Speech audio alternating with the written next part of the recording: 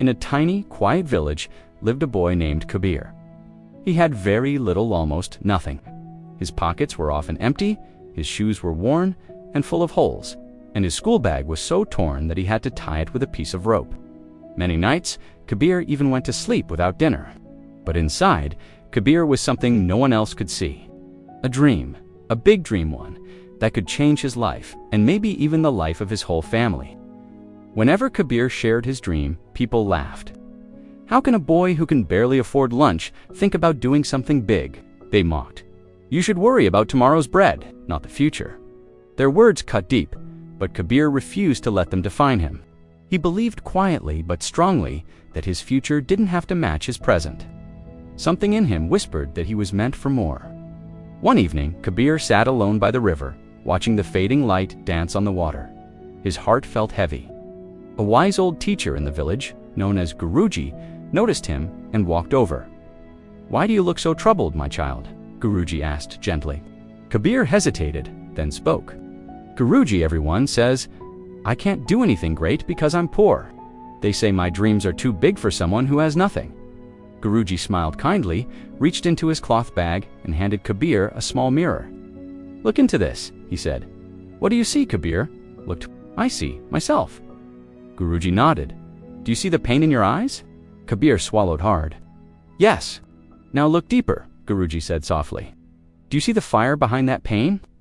Kabir looked at Ganda this time. He noticed it. A spark, a quiet strength, a burning desire.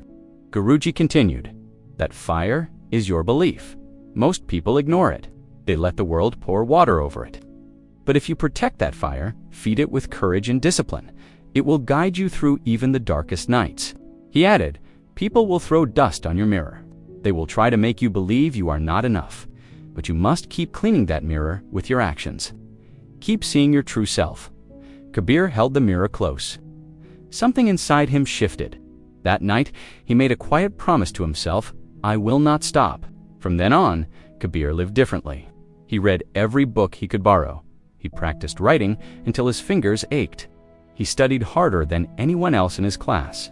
He dreamed just of passing school, but of changing his family's fate. Life still wasn't easy. His mother was ill and needed medicine they often couldn't afford. His father was a tired farmer who worked all day in the hot sun, only to return home with almost nothing. Kabir knew he had to help. Every morning, he went to school. Every evening, he worked at a small tea shop washing glasses, cleaning tables, serving customers.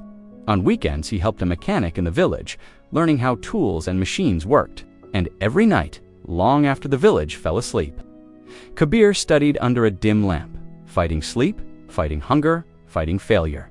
He sacrificed his comfort, but he never sacrificed his dream. Months became years. Slowly, with the money he saved from his jobs, Kabir bought old broken phones and repaired them.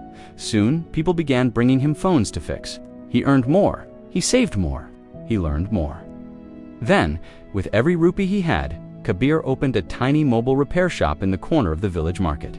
The shop was small, with one table and one chair, but to Kabir, it was the beginning of his new life. He treated every customer with respect.